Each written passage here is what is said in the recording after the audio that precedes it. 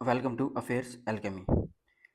आज 24 जून 2026 है और आज हम 24 जून 2026 के जितने भी करंट अफेयर्स के इंपॉर्टेंट क्वेश्चंस होंगे वो सब आज हम इस वीडियो में डिस्कस करेंगे और एग्जाम पॉइंट ऑफ व्यू से उनसे रिलेटेड जितने भी इंपॉर्टेंट फैक्ट्स होंगे वो सब भी आज हम इस वीडियो में डिस्कस करेंगे। तो वीडियो के एंड तक बने रहिएगा। तो हमारा पहला क्वेश्चन है, ओलंपिक दिवस प्रतिवर्ष कब मनाया जाता है? तो इसका सही आंसर होगा 23 जून। तो जो ओलंपिक डे है वो हर साल 23 जून को मनाया जाता है। तो यह जो दिन है अंतर्राष्ट्रीय ओलंपिक समिति IOC इंटरनेशनल ओलंपिक कमेटी की जो स्थापना की स्मृति में मनाया जाता है। IOC की स्थापना कब हुई थी? IOC की स्थापना हुई थी 23 जून 1894 में। ये जो ओलंपिक डे मनाया जाता है इसका उद्देश्य क्या है? इसका उद्देश्य है खेल, स्वास्थ्य और जो फिटनेस है और जो ओलंपिक मूल्यों का बढ़ावा देना। IOC के संस्थापक कौन थे? IOC के संस्थापक थे पियर डे कुबर्टिन और उनको जो है आधुनिक ओलंपिक खेलों का जनक भी माना जाता है। IOC का मुख्यालय कहाँ है? IOC का मुख्यालय लुसाने स्विट्जरलैंड में स्थित है। जो भारत ने अपना पहला जो व्यक्तिगत ओलंपिक स्वर्ण पदक था वो अभिनव बिंद्रा के माध्यम से 2008 में जीता था। और जो ओलंपिक का जो लोगो है जिसके अंदर जो 5 छल्ले हैं उनको वो जो 5 छल्ले हैं वो 5 छल्ले 5 आबाद महाद्वीपों का प्रतीक है। तो आप ये बात याद रखिएगा कि ओलंपिक डे जो है हर साल 23 जून को मनाया जाता है। हमारा अगला क्वेश्चन रहेगा, हाल ही में मेटा ने किस भारतीय उद्यमी को व्हाट्सएप का ग्लोबल हेड नियुक्त किया है? तो इसका सही आंसर होगा ऑप्शन बी, कुणाल शाह। तो मेटा ने हाल ही में कुणाल शाह को जो व्हाट्सएप का ग्लोबल हेड नियुक्त किया है। कुणाल शाह जो है इससे पहले क्रेडिट के संस्थापक तथा फ्रीचार्ज जो है उसके सह संस्थापक रह चुके हैं। उन्हें भारत के प्रमुख स्टार्टअप उद्यमी जो एंटरप्रेन्योर्स हैं उसमें उनमें गिना जाता है। तो जो उन्होंने जो क्रेड थी उसकी जो वो फाउंडर हैं उसकी क्रेड की कब स्थापना की गई थी? क्रेडिट की स्थापना की थी 2018 के अंदर। और जो फ्री चार्ज जो है भारत के जो शुरुआती डिजिटल भुगतान प्लेटफॉर्मों में से एक था। अब बात रही व्हाट्सएप की, तो व्हाट्सएप किसके अधीन है? व्हाट्सएप है मेटा के पास। और मेटा किसने स्थापित की है? वो की है मार्क जुकरबर्ग ने। तो भारत जो व्हाट्सएप के सबसे बड़े बड़े उपयोगकर्ता बाजारों में से एक है।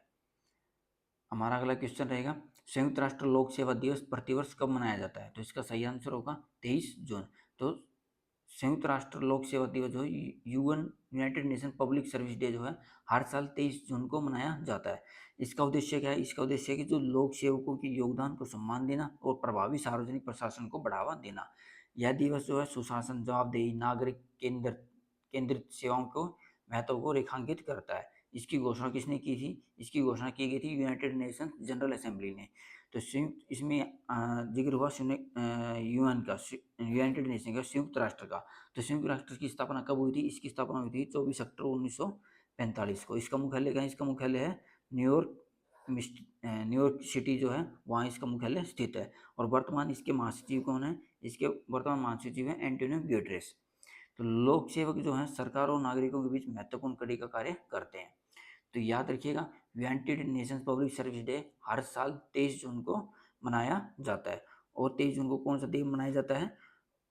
ओलंपिक डे भी 23 जून को मनाया जाता है। हमारा अगला क्वेश्चन है, भारत के सॉलिसिटर जनरल के रूप में 3 वर्ष के लिए पुनर्नियुक्त रीअपॉइंटेड किसे किया गया है? तो इसका सही आंसर होगा ऑप्शन बी, तुषार मेहता। तो तुषार मेहता को भारत के सॉलिसिटर जनरल पद पर 3 वर्ष के लिए पुनर्नियुक्त किया गया है। जो सॉलिसिटर जनरल है वो अटॉर्नी जनरल के बाद भारत के जो दूसरे सर्वोच्च विधि अधिकारी मतलब सेकंड हाईएस्ट लॉ ऑफिसर होते हैं। जो विभिन्न न्यायालयों में भारत सरकार का पक्ष जो है प्रस्तुत करते हैं। और सॉलिसिटर जनरल की जो नियुक्ति है केंद्र सरकार द्वारा की जाती है। और बात है अटॉर्नी जनरल की, तो वर्तमान में जो भारत के अटॉर्नी जनरल हैं वो हैं आर वेंकटा रमणे। तो सॉलिसिटर जनरल का जो पद है वो संविधान में वर्णित नहीं है, लेकिन यह एक वैधानिक और प्रशासनिक पद है। सॉलिसिटर जनरल की सहायता जो एडिशनल सॉलिसिटर जनरल्स होते हैं वो करते हैं। और भारत के पहले अटॉर्नी जनरल कौन थे? MC सेतलवाड़ थे। अटॉर्नी जनरल की नियुक्ति किस अनुच्छेद के तहत की जाती है? वो की जाती है अनुच्छेद आर्टिकल 76 के तहत। तो याद रखना, तुषार मेहता को भारत के सॉलिसिटर जनरल के रूप में 3 वर्ष के लिए पुनर्नियुक्त किया गया है। हाल ही में राज्यसभा के लिए पुनर्नामांकन न मिलने के बाद किस केंद्रीय मंत्री ने इस्तीफा दिया है? तो इसका सही आंसर होगा ऑप्शन बी, जॉर्ज कुरियन। तो जॉर्ज कुरियन ने केंद्रीय मंत्री पद से इस्तीफा दे दिया। उनका राज्यसभा का जो कार्यकाल था वो समाप्त हो गया था और उन्हें दोबारा राज्यसभा के लिए नामित नहीं किया गया। वे केंद्र सरकार में अल्पसंख्यक कार्य मंत्रालय तथा मत्स्य पशुपालन एवं डेयरी मंत्रालय में राज्य मंत्री के रूप में कार्यरत थे। जॉर्ज कुरियन जो है लंबे समय से भारतीय जनता पार्टी से जुड़े रहे हैं और केरल की राजनीति में सक्रिय भूमिका निभाते रहे हैं। जॉर्ज कुरियन जो केरल में बीजेपी के प्रमुख ईसाई चेहरों में गिने जाते थे और राज्यसभा अब बात करते हैं राज्यसभा की। जो राज्यसभा जो है संसद का जो है उच्च सदन माना जाता है, उच्च सदन अपर हाउस है और इसकी जो अधिकतम संख्या वो कितनी है, वो है 250 250। और राज्यसभा का जो कार्यकाल है वो स्थायी होता है, लेकिन इसके जो एक तिहाई सदस्य हैं हर 2 वर्ष में सेवानिवृत्त होते हैं। भारत के जो उपराष्ट्रपति हैं और राज्यसभा के जो पदेन सभापति होते हैं। तो किस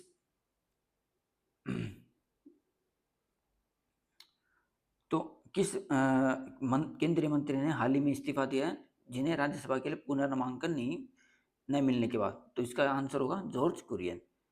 हमारा अगला क्वेश्चन है, फीफा विश्व कप इतिहास में सर्वाधिक गोल करने वाले खिलाड़ी कौन बन गए हैं? तो इसका सही आंसर होगा ऑप्शन सी, लियोनेल मेसी। तो लियोनेल मेसी जो है फीफा विश्व कप के इतिहास में 18 गोल के साथ सर्वाधिक गोल करने वाले खिलाड़ी बन गए। उन्होंने जर्मनी के महान स्ट्राइकर जो मिरोस्लाव क्लोजी का रिकॉर्ड पीछे छोड़ दिया है। तो जो मिरोस्लाव क्लोजी का जो रिकॉर्ड था वो था 16 गोल का, लेकिन अभी मेसी ने कितने गोल कर दिए हैं? वो कर दिए हैं 18। तो मेसी जो है फीफा विश्व कप इतिहास में सर्वाधिक गोल करने वाले खिलाड़ी बन गए हैं। तो लियोनेल मेसी ने 2022 में जो विश्व कप में अर्जेंटीना को चैंपियन बनाया था। जो किलियन म्बाप्पे ने 2018 में विश्व कप फ्रांस के साथ जीता था और मिरोस्लाव क्लोजे ने जर्मनी के महान स्ट्राइकर रहे हैं। मेसी विश्व कप के 6 संस्करणों में खेलने वाले पहले फुटबॉलर हैं और फीफा विश्व कप का पहला आयोजन कब हुआ था? वो हुआ था 1930 के में।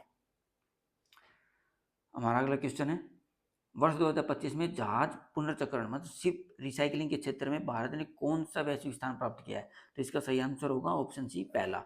तो वर्ष 2025 में भारत ने दुनिया का सबसे बड़ा शिप रिसाइकलिंग नेशन बन गया है और भारत ने जो है जहाज पुनर्चक्रण के मामले में, तो शिप रिसाइकलिंग के मामले में अन्य देशों को पीछे छोड़कर पहला स्थान प्राप्त किया है। जो अलंग जो ब्रेकिंग यार्ड है गुजरात में, वो विश्व के सबसे बड़े जहाज जो शिप रिसाइकलिंग केंद्रों में से एक है। यह उपलब्धि जो है भारत के समुद्री उद्योग और परिपत्र अर्थव्यवस्था में सर्कुलर इकोनॉमी को मजबूत कर दिया है। अलंग जो दुनिया की सबसे बड़े जहाज तोड़ने यार्डों में से एक है। भारत ने हांगकांग इंटरनेशनल कन्वेंशन के मानकों के अनुरूप हरित जहाज पुनर्चक्रण को बढ़ावा दिया है। जहाज पुनर्चक्रण मतलब शिप रिसाइकलिंग से इस्पात, मशीनरी और अन्य सामग्रियों का पुनः उपयोग संभव होता है। भारत की लंबी समुद्री तटरेखा समुद्री उद्योग के विकास में महत्वपूर्ण भूमिका निभाती है।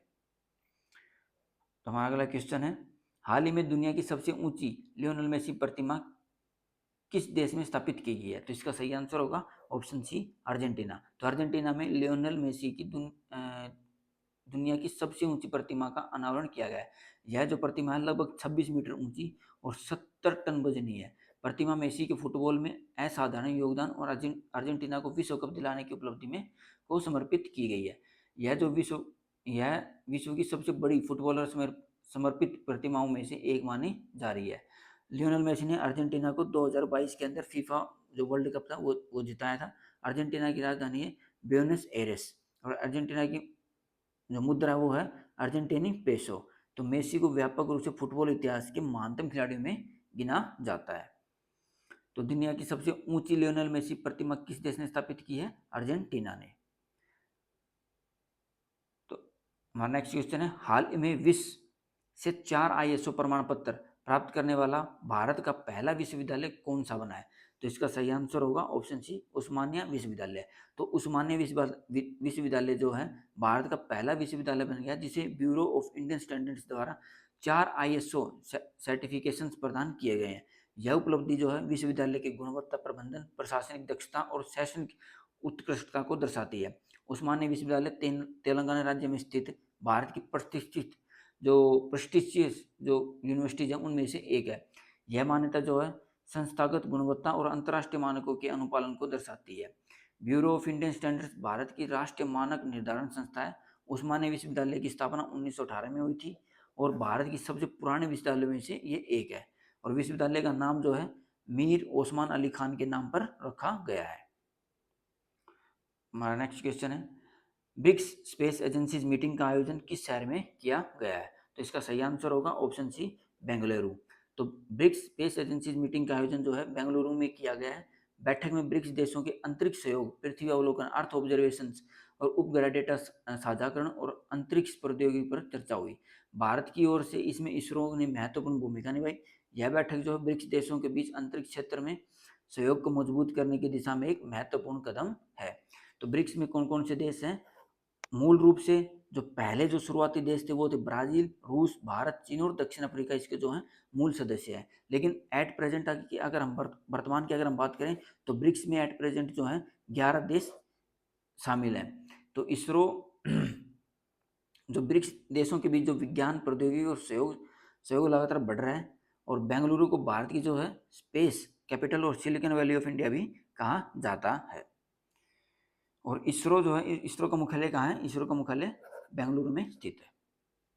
तो ब्रिक्स स्पेस एजेंसी मीटिंग का आयोजन किस शहर में हुआ है? बेंगलुरु में। ओके फ्रेंड्स, आज के लिए इतना ही। वीडियो को लाइक और शेयर जरूर कीजिएगा, कमेंट करके जरूर बताइएगा कि आपको ये वीडियो कैसी लगी। और आगे ऐसे ही करंट अफेयर्स पे इंपॉर्टेंट क्वेश्चंस के लिए मेरे चैनल को सब्सक्राइब कीजिएगा और बेल आइकन को प्रेस कीजिएगा ताकि इन फ्यूचर जितने भी वीडियोज आएंगे तो उनका आपको वेल टाइम में नोटिफिकेशन मिल सके। ओके फ्रेंड्स, वीडियो को लाइक और शेयर जरूर कीजिएगा। Thank you. जय हिंद, जय भारत।